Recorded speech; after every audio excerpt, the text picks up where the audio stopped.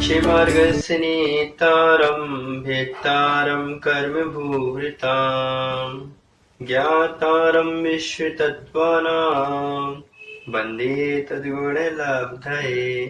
पंच परमेष्टि भगवान की जय। 8वें अध्याय में कल की क्लास में हमने कर्मों की जघन और उत्कृष्ट आयु के बारे में चर्चा की थी कि कर्मों की जघन और उत्कृष्ट आयु क्या होती है। वहां पर आयु कर्म की जो बात थी वहां तक तो समाप्त हो गई थी, आयु के बारे में डिस्कस हो गया था। आज की क्लास में जो सैद्धांतिक बातें हैं, निर्जरा क्या होती है, कर्म का फल क्या होता है, प्रदेश बंध क्या होती है, इन बातों के बारे में डिस्कस करते हैं। आचार्य ने 4 प्रकार के बंध के कारण बताए थे, उनके बारे में डिस्कस हम करेंगे। भेद बताए जो आचार्य ने उसके बारे में डिस्कस करेंगे। देखिए पहले बताया आचार्य अनुभव क्या है। अनुभव बोले थे ना, प्रदेश बंध, प्रकृति बंध, स्थिति बंध और अनुभाग बंध, जिसको हम अनुभव बंध भी कहते हैं। शिष्य ने प्रश्न किया अनुभव बंध क्या है, तो उसके लिए बता रहे आचार्य। देखिए सूत्र क्रमांक 21 विपाकोऽनुभवः। देखिए विपाकोऽनुभवः संधि विच्छेद हो जाएगा तो विपाकः, यहाँ पर आ का विसर्ग हो जाएगा और यहाँ पर अनुभव शब्द निकल आएगा। अनुभव अर्थात अनुभव है, अर्थात अनुभाग होता है। क्या होता है? विपाक। विपाक अर्थात कर्म का जो उदय है वह क्या है? अनुभव हुआ करता है। अर्थात विशेष नाना प्रकार के पाक अर्थात उदय को विपाक कहते हैं। बहुत प्रकार के कर्मों का जो पाक हुआ करता है, पाक अर्थात उदय, कर्मों का जो उदय हुआ करता है वही क्या है? विपाक कहलाता है। और विपाक ही क्या होता है? अनुभवा अर्थात अनुभव होता है। सिंपल से हम बोले तो कर्म के फल को ही हम अनुभव कहते हैं। कर्म जो फल दे रहा है वह हमारा अनुभव है। अनुभव अर्थात फीलिंग होना, जो शब्द से अर्थ निकल रहा है। हिंदी में देखें तो अनुभव का अर्थ होता है अनुभव करना, हमारे अंदर उसकी फीलिंग्स आना। वैसे ही बोल रहे अनुभव का अर्थ है विपाक अनुभव, कर्म का जो उदय आता है। उदय देखिए जब फल देने लगता है, उदय आना था फल देना, कर्म जब फल देने लगता है उसी को आचार्य ने विपाक कहा है। जैसे एग्जाम्पल पार्श्वनाथ भगवान ने कमठ के जीव के साथ जब वो थे उस समय उन्होंने कोई विशेष प्रकार का विरोध था। उस समय उनका कोई ना कोई उनके साथ गड़बड़ी थी। इस कारण से जब पार्श्वनाथ भगवान जी अपने ध्यान में मग्न हुए तब कमठ आके उन पर और उपसर्ग करने लगा। तो ये क्या कर्म जो था उसका ये फल हो रहा है, अथवा कर्म का ये उदय हो रहा है। जब पत्थर मार रहा है तो वो कर्म पहले जो बांधा था उसी का ये उदय आ रहा है। तो जो उदय आ रहा है ये फल दे रहा है, इसी को नामाचार्य ने कहा विपाक। विपाक कहते हैं। विपाक को अनुभव, विपाक की क्या है? अनुभव है। अनुभव अर्थात अनुभाग बंध है। कर्म जब भी हमें फल देगा उसको अनुभाग बंध कहते हैं।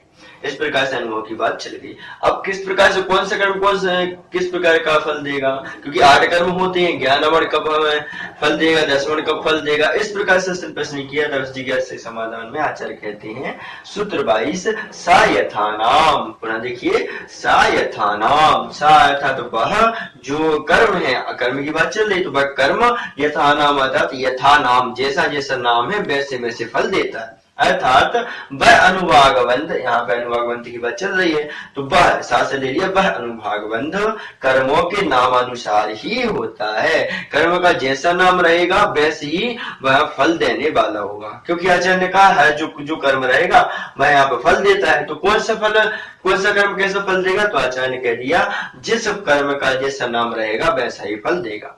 एग्जाम्पल जैसे हमने ले लिया ज्ञानावरण कर्म। कौन सा कर्म? पहला कर्म है ना 8 कर्मों में, वह नाम है उसका ज्ञानावरण कर्म। तो ये जो ज्ञानावरण कर्म है क्या करेगा? अपने नाम के अनुसार फल देगा। ज्ञान आवरण, ज्ञान का आवरण करेगा, ज्ञान को ढकेगा। ऐसा ये नाम के अनुसार होगा, जो नाम उसका है उसी के अनुसार वो फल दे रहा है। इसके स्थान पर दर्शनावरण कर्म करेंगे तो दर्शन का आवरण कर रहा है, दर्शन का वह हमें होने नहीं दे रहा। इस प्रकार जो नाम है उसी के अनुसार हमें उसका उदय अथवा जो बंध है कर्म का फल है वह सभी ग्रहण कर लेना चाहिए। फल के बात चले तो फल ग्रहण करना चाहिए। ठीक है, जैसे मान चलते मोहनी, मोहिनी अर्थात मोह करवाने वाला है। तो जो नाम है वैसी वह फल दे रहा है, उसी का नाम है यथा नाम, यथा सा यथा नाम। ठीक है, इसी प्रकार कह दिया वह अनुभागबंध कर्मों के नाम अनुसार हमें क्या कहता है? फल देने वाला हुआ कहता है। जैसा जिसका नाम वैसे ही फल देगा। ठीक है, अब फल देने के बाद क्या होता है उस कर्म का? तो आचार्य कह रहे हैं सूत्र क्रमांक 23 ततश्च निर्जरा। देखिए ततश्च निर्जरा, सा का विसर्ग तथा शब्द बनेगा चा और निर्जरा। तथा उसके बाद कर्म फल देने के बाद आयुवत्खिन करना है। इसके बाद कर्म ने फल दे दिया अपने नाम के अनुसार, उसके बाद तथा उसके बाद निर्जरा निर्जरित हो जाता है। जो कर्म आदय में आया वह फल देगा और उसके बाद निर्जरित हो जाता है। अर्थात फल दे चुकने के बाद कर्मों की निर्जरा हो जाती है। फल कमठ ने दिया, जो कर्म को उदय आ रहा था उसने उपसर्ग किया, उसके बाद क्या हुआ, जो कर्म थे उस रूप में झड़ गए। जो कर्म उन्होंने बांधे थे वो जो कर्म बांधे उस रूप में वह झड़ जाते हैं और झड़ने के बाद क्या हो जाता है, उनका निर्जरित हो जाते हैं। अब वो कर्म बधा नहीं है, जो पहले बांधा था उसका उदय आया, उसने फल दिया, पत्थर बरसाया, उसके बाद वह निर्जरित हो गया। ये कर्म क्या है, इस प्रकार से निर्जरित हो जाने वाला होता है। कर्म उदय में आएगा, फल देगा, निर्जरा होगी और वह समाप्त हो जाएगा। इस प्रकार से कर्म की पूरी प्रक्रिया चलती रहती है, ठीक है ना। बंद होगा, उदय आएगा, उदय के बाद वह फल देगा, फल के बाद निर्जरा हो जाती है। ये पूरी प्रक्रिया कर्म की होती है। तो उसके बाद फल देने के बाद कर्म की निर्जरा हो जाती है। 3 सूत्रों में आचार्य ने कहा कर्म का जो फल है वही क्या है, अनुभव है, अनुभाग है। दूसरी बात वह अपने अपने नाम के अनुसार आता है और नाम के अनुसार उदय आने के बाद फल देने के बाद निर्जरित हो जाता है। उस आत्मा के साथ उसका संबंध छूट जाएगा, तब जो कर्म मानेगा उसका उदय आएगा, ठीक है। इस प्रकार से यहाँ पर 3 सूत्रों की आचार्य ने वर्णन कर दिया। अनुभव बंद हो गया। अब आचार्य ने प्रदेश बंद के बारे में डिस्कस किया, बहुत अच्छे से परिभाषा बताई प्रदेश बंद की, कि प्रदेश बंद किस प्रकार से जीव को हुआ करता है। क्योंकि आचार्य ने 4 प्रकार के बंद बताए थे, प्रकृति बंद, प्रदेश बंद, स्थिति बंद तो अनुभाग बंद। प्रकृति अर्थात स्वभाव तो हमने जान लिया था। प्रदेश बंद क्या थे, यहाँ पे आचार्य बता रहे हैं। स्थिति बंद जो है वो आगे बताएंगे आचार्य, और यहाँ पर आचार्य ने अनुभाग बंद के लिए बता ही दिया। तो यहाँ पर देखिए प्रदेश बंद की परिभाषा देखिए, 24 नंबर सूत्र। नाम प्रत्यय सर्वतो योग विशेषात सूक्ष्मैक क्षेत्रावगाह स्थितः। आगे सर्वात प्रदेशेषु अनंतानंद प्रदेश है, ऐसा पूरा सूत्र है, उसको हम आगे ग्रहण कर लेंगे, ठीक है ना। सर्वात्म प्रदेशेष वनंता वनंतानंत प्रदेश, इस प्रकार से वहां पर गया होगा लिखना, इसलिए यहाँ लिख लिया हमने, ठीक है। पूरा ये सूत्र हो जाया करता है। आचार्य ने कहा नाम प्रत्यय सर्वतो योग विशेषात सूक्ष्मैक क्षेत्रावगाह स्थितः सर्वात्म प्रदेशेषु वनंतानंत प्रदेश, इस प्रकार से पूरा सूत्र हो जाता है। 2 बार अपने पढ़ लिया। अब देखिए इसका संविच्छेद कर लेते हैं। यहाँ पर जो ओ है, ओ का विसर्ग हो जाएगा, शब्द होगा सर्वतः, और सूक्ष्म एक निकलेगा, क्षेत्र अवगाह शब्द बनेगा, और आगे आचार्य ने कहा सर्वात्म, तो सर्वात्म था सर्वात्म सर्व आत्म प्रदेशेषु, ऐसे शब्द बनेगा। प्रदेशेषु ऐसे देखिए, प्रदेशेषु ये पूरा शब्द ऐसे बन जाएगा। यहाँ पर सन्निविच्छेद होगा। अब अपनी कॉपी में देखिए, यहाँ पर हमने थोड़ा लिख दिया है, अब वहां पर देखिए, वहां समझिए। अनंतानंद प्रदेश ये शब्द बन जाएगा, ठीक है। तो देखिए संदेश का अर्थ बता रहे हैं हम। नाम प्रत्यय कर्म जो प्रकृति रहती है, प्रदेश जो बंध होता है, कर्म कितने प्रदेश बनेगी हमारी, उसके बारे में विशेषता बता रहा है। नाम प्रत्यय कौन से कर्म बनते हैं, नाम प्रत्यय अपने अपने कर्म के अनुसार कर्म बनते हैं। जो उनका नाम होता है उस नाम के अनुसार कर्म बनते हैं। कहां से बनते हैं, किस प्रकार से कर्म आते हैं, तो दूसरा प्रश्न ही है। तो आचार्य ने कहा सर्वतः योग, सभी प्रकार के योगों की विशेषता को लेकर, सभी सर्वतः सभी प्रकार से आते, चारों तरफ से आते हैं, अथवा दूसरे अर्थ भी ले सकते हैं, नरक आदि गतियों के द्वारा सभी स्थान से आया करते हैं। आगे देखिए योग विशेषता, योग की विशेषता से, मन वचन काय की विशेषता से। किस कारण से आते हैं, तो कह दिया मन वचन काय की विशेषता से। सूक्ष्म कैसा होता है कर्म, तो कह दिया सूक्ष्म होता है, और कितने प्रदेश वाला होता है, एक क्षेत्रावगाह होता है, एक क्षेत्रावगाह स्थित, एक क्षेत्र में स्थित रहने वाला वह कर्म होता है, प्रदेश बंद होता है। और कितने कर्म आते हैं, अच्छा पहले प्रश्न किया आत्मा के कहां से प्रदेश आते हैं, तो कह दिया सर्वाद प्रदेशेषु, सभी आदि प्रदेशों में आते हैं। अर्थात कर्म आगत यहाँ से मत नहीं आएगा, यहाँ से मत नहीं आएगा, सभी प्रकार से सभी जगहों से आता है। कितने आते हैं एक समय में, अनंतानंत प्रदेश, अनंतानंत प्रदेश आते हैं। वही यहाँ हमने लिखा है कर्म प्रकृतियों के कारण, क्योंकि प्रश्न किया कर्म आता है, क्यों आता है तो कह दिए कर्म प्रकृतियों के कारण, इस कारण से कर्म आता है, ठीक है ना। अब कहां से आता है, सब ओर से आता है, सभी चारों तरफ से आता है कर्म, एक तरफ से नहीं आया कि गेट के आ रहा है कर्म, ऐसा नहीं होता कर्म के लिए। सभी आदि प्रदेश, सभी स्थान जो रहेंगे वहां से आता है। अथवा दूसरा अर्थ लेंगे तो देव नरक आदि समस्त भवों से मन से आता है, ये बात ग्रहण कर लेना है।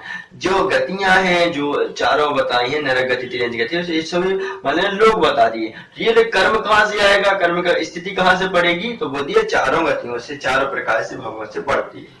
अब किस कारण से पड़ती है तो कहती है मन वचन का रूप योग विशेष से होती है। कौन सा कर्म किस प्रकार से स्थिति को लेके रखेगा, कोई कर्म हमने बांधा तो कितने समय तक वो चलेगा, तो कहिए जब तुम बांध रहे हो उस समय जो तुम्हारा मन वचन का है, मन वचन की जो चपलता है, उसकी विशेषता है, उसके अकॉर्डिंग बंधेगा। जितना तुम्हारा मन वचन का रहेगा उतना वह कर्म बंधेगा। अब कितना बंधेगा वह उस समय की ओर निर्धारित करना पड़ेगा। अब कौन से कर्म बनते हैं तो कह दिया सूक्ष्म, और सूक्ष्म होते हैं, कर्म को देख नहीं सकते आप सोचे कि कर्म को देख ले तो नहीं, सूक्ष्म होता है कर्म से आचार्य ने कहा सूक्ष्म। और देखिए कितने बड़ा होता है, एक क्षेत्रावगाह से स्थित, एक क्षेत्रावगाह में स्थित होता है, सभी जगह स्थित नहीं है बल्कि एक क्षेत्रावगाह में कर्म स्थित हुआ करता है। एक क्षेत्र में स्थित आंध्र प्रदेश के, अब पूरी बात ग्रहण कर लेना, एक क्षेत्र अवगाह में स्थित आंध्र प्रदेश के संपूर्ण क्षेत्रों में आता है। किस में आता है, कई शरीर में आता है, आत्मा में आता है, तो आचार्य का आंध्र प्रदेश में, आंध्र प्रदेश के संपूर्ण प्रदेशों में, एक प्रदेश में नहीं आएगा। आपने सोचा किसी हाथ में बस आ जाते हैं, ऐसा नहीं होगा, पूरे शरीर में कर्म का आश्रय होगा, बंध होगा और बंध को प्राप्त हो जाएगा। तो सभी आदि प्रदेशों में आता है, कर्म रूप पुद्गल के कर्म रूप हो जाएगा, ठीक है। पुद्गल जो रहेंगे सामान्य से पुद्गल है, जो आप जानती हैं, कर्म रूप सामान्य पुद्गल है, लेकिन जब हम कोई कर्म करते तो वह पुद्गल उस कर्म रूप में है तो हो जाता है जिस कर्म का हम बंध कर रहे होते हैं, इस प्रकार से, ठीक है। तो कर्म रूप पुद्गल के अनंत अनंत प्रदेश आते हैं। प्रश्न किए शिष्य ने कितने प्रदेश आएंगे तो कह दिया अनंत अनंत प्रदेश आएंगे। इस प्रकार से 6 से 7 क्वेश्चन का आचार्य ने बहुत अच्छे से सटीक आंसर दिया। पहले प्रश्न किया था, पहला एक था किस कारण से आते हैं, कर्म प्रकृतियों के कारण आते हैं, जो जिसका प्रकृति है उसका प्रकार से आएंगे। दूसरा प्रश्न कहां से आ रहा है तो कह दिए सभी प्रकार से आते, सभी ओर से आते, नरक आदि जितने भाव है सभी जगह से कर्म आते हैं। यहाँ से कोई पर्टिकुलर जगह नहीं, गेट नहीं कि वहां से आएंगे, नहीं। अब किसकी विशेषता को लेके आते हैं, किस कारण से आते हैं तो कह दिया मनोवचनिका की जितनी विशेषता रहेगी उस विशेषता से आते हैं। चौथा प्रश्न है कितना बड़ा होता है कर्म तो कह दिए सूक्ष्म, और सूक्ष्म होता है। और आत्मा किस प्रकार के स्थान को घेर के रखती है, किस प्रकार का कर्म होता है तो कह दिया एक क्षेत्रावगाह रूप स्थित आंध्र प्रदेशों के, आंध्र प्रदेशों के जो एक क्षेत्रावगाह में स्थित है उस समय कर्म आएगा। कितने कर्म आएंगे, किस प्रकार के प्रदेशों को लेके आएंगे, कितना बड़ा कर्म होगा तो कह दिया संपूर्ण प्रदेशों में जो कर्म रूप पुद्गल के अनंत अनंत प्रदेश आते हैं, एक प्रदेश में नहीं, तो कह दिया कितने प्रदेश में, संपूर्ण प्रदेश में कर्म आते हैं। और कह दिया अनंत अनंत प्रदेश हैं, एक प्रदेश नहीं है बल्कि पूरे शरीर के जो है अनंत अनंत प्रदेश हुआ करते हैं। ये क्या हो गया, प्रदेश बंध की परिभाषा आचार्य ने बताई, प्रदेश बंध क्या कहलाता है। इस प्रकार से हमने आज 4 सूत्र पढ़े। पहले तो कहा आचार्य ने कर्म का जो फल होता है वही विपाक है, भाई अपने नाम के अनुसार हमें क्या देता है, फल देता है। ज्ञानवान तो ज्ञान रूप में फल देगा, अंतराय कर्म तो अंतराय डालेगा कर्म में, वो रोकेगा हमें किसी प्रकार का लाभ करवाने। इस प्रकार से अंतराय कर्म का काम है अंतराय करना। तो ये नाम कर्म शरीफ कर्म फल देता है। आगे का कर्म फल देने के बाद क्या होता है, कहीं चले जाता है क्या, बोला नहीं, निर्जरा को प्राप्त हो जाता है वह कर्म, पुनः कर्म प्रकृति रूप बन जाएगा, तब पुद्गल प्रगण रूप बन जाता है, ठीक है। जब कर्म करेंगे तो फिर वो कर्म रूप बनेगा, पुद्गल प्रगण कर्म रूप बनेगी और हम फल देंगे, फिर निर्जरा को प्राप्त हो जाएंगे। इस प्रकार से जैसे हम कोई वस्तु खाते, पानी बिस्लरी की पिए, जब वो खाली हो जाए तो फेंक देते, इस प्रकार समझना चाहिए, ठीक है। आगे आचार्य ने कह दिया प्रदेश बंध के बारे में बता दी, पूरी प्रदेश बंध की परिभाषा ये समझना चाहिए। प्रदेश बंध क्या है तो आचार्य ने कहा नाम प्रत्ययों के अनुसार कर्म आते हैं, सभी स्थानों से आते हैं। योग की विशेषता, जितनी योग रहेंगे उतनी विशेषता आएगी। आपका जितना पाप कर्म, जितने मनोवचन कार्य लगे रहेंगे, जितने अच्छे से लीन होके कर्म करोगे, पाप करोगे, उतने खतरनाक तरीके, उतने ही भयंकर तरीके से कर्म का आश्रय होता है, प्रदेश बंध हुआ करता है, ठीक है। और कह दिए कितने कर्म है, कैसे होते हैं तो कहा सूक्ष्म कर्म होते हैं। एक क्षेत्र गाह में स्थित जो होती है ऐसे आधे प्रदेशों में आती है। और कितने प्रदेश आते हैं, अनंत अनंत प्रदेश आया करती है। इस प्रकार से आचार्य ने 6 से 7 बातें यहाँ पर बताई। कुछ बातें हम आज सुधा समाज जी ने जो इस सूत्र के बारे में बताई थी, जो हमने आज सूत्र पढ़े हैं, इनके बारे में डिस्कस कर लेते हैं। पहले तो महाराज ने कहा कर्म वर्गणाओं से मत डरो, उनमें स्वभाव डालने से डरो, क्योंकि आचार्य महाराज जी इस विपाक के लिए बता रहे कर्म का उदय आ रहा है, तो महाराज जी कह रहे हैं कर्म वर्गणाओं से नहीं डरना है, बल्कि जो हम उसमें फल डाल रहे हैं उससे अपन को डरना चाहिए। दूसरी बात क्या है, धर्मात्माओं पर संकट आ रहा है तो समझना अतीत पाप का ब्याज दे रहे हैं। लोग कहते हैं भगवान जी महाराज जी पूजा करते हैं, अभिषेक करते, फिर भी हमें पाप क्यों उदय आता है, हमारे पाप कर्म का उदय क्यों? तो कहना है महाराज जी पुराना जो कर्म किया है तुमने उसी का ब्याज आज तुम दे रहा है, इस कारण से तुम्हें इस प्रकार से संगति हो रही है, इस प्रकार से मानना चाहिए। सुधा जी महाराज जी ने बताया था कि अनुभाग बंध जो है वह अनुभव में आता है, फील में आता है, जो अनुभाग बनते हैं वह हम अनुभव में आएगा, क्योंकि वह फल देने वाला होता है, इसलिए महाराज जी ने कहा वह फीलिंग करवाने वाला होता है। नेजरा तत्व की बात यहाँ पे जो हमने की, तो महाराज जी ने दो बातें बताई, नेजरा और नेजरा तत्व में अंतर होता है, दोनों में गण करना चाहिए। दो प्रकार की नेजरा है, सविपाक नेजरा और अविपाक नेजरा। सविपाक नेजरा जो कर्म फल होकर अदय में आकर उदय आकर फल देकर निजृत हो जाता है, वह है सविपाक नेजरा। कर्म आया उसने फल दिया निजृत हो गया। अविपाक नेजरा कर्म के फल के पहले ही, उदय के आने के पहले ही उसको पका के झड़ा देना, उसको पहले ही झड़ा देना, ये अविपाक नेजरा। तो अविपाक नेजरा हमें बहुत कार्यकारी होती है। कुंद महाराज ने कहा जो फल टूट कर गिर जाए वही वह कभी वृक्ष में नहीं लगता है, जो कर्म फल के टूट जाता है वही कभी वृक्ष में नहीं लगता है, इसलिए कर्म को हाँ तोड़ना है जो हमें फल में न लगे, हमारे साथ न लगे। नेजरा के लिए होता है नी जरा, रा का विसर्ग हो जाएगा तो यहाँ बचेगा नी, जरा हो जाएगा। जरा ऐसा बुढ़ापा आना होता है, कुछ काम नहीं रहता। जब कर्म निजृत हो जाता है तो वह कुछ काम की नहीं होती, वैसे ही जब बुढ़ापा रहता है तो कुछ काम का नहीं रहता है, उस समय जीव कुछ नहीं कर पाता, वैसे ही कर्म निजृत हो जाता तो वह कुछ नहीं कर पाता। नया कर्म देगा तो नया कर्म उदय के फल देगा। निश्चय के लिए क्या बताया, निश्चय से जरा फल देने के लिए असमर्थ है। निश्चय से कोई फल नहीं देने वाला है, लेकिन उसके लिए वह असमर्थ हो जाए, लेकिन वह व्यवहार से ग्रहण करना चाहिए। आगे इस सूत्र के बारे में महाराज जी ने बहुत मार्मिक बातें बताई। नाम प्रत्यय अर्थात नाम प्रत्यय वाले कर्म आते हैं, जो हमने आपसे डिस्कस किया, जो कर्म जैसे नाम वाला वैसे ही कर्म आते हैं। नाम प्रत्यय से ग्रहण करने अपने अपने नाम वाले कर्म आते हैं, जैसा जिसका नाम वैसा उसका काम, इस प्रकार से, ठीक है।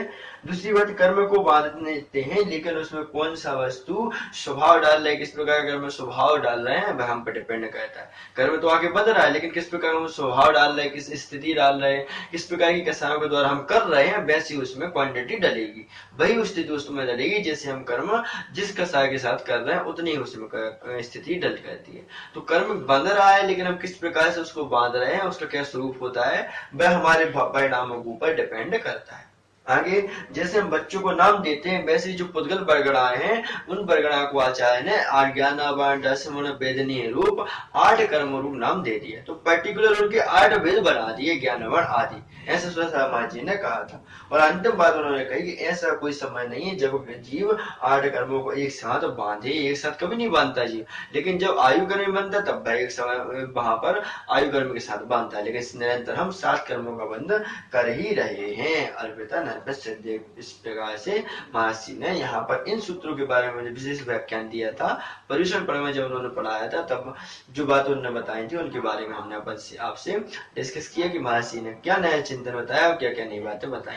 अतः आपसे निवेदन रहेगा इस प्रकार सदा महाराज जी की बातों को लोगों तक जन जन तक फैलाना चाहते हो, लोगों का सुनाना चाहते हो, तो आप हमारे चैनल को सब्सक्राइब करें सबसे पहले, उसके बाद अन्य लोगों तक शेयर करें, जिससे उनको भी सदा महाराज जी की नई बातों का ज्ञान हो सके, वो भी इस प्रकार के ज्ञान का लाभ प्राप्त कर सके। अतः हमने 4 सूत्र पढ़े, अनुभाव बंध के बारे में बात की, ये जो कर्म का फल होता है उसके बारे में बात की, निजरा होती है, उसके बाद हमने क्या कहा, प्रदेश बंध के बारे में बात की है। अतः अभी के लिए इतना ही विराम देते हैं, आगे की क्लास हम और पढ़ेंगे, आपको भी लिखते चले, जिससे आप अच्छे से अध्ययन कर पाए, नोट्स बना सके, ठीक है। अभी के लिए विराम। जय जिनेन्द्र।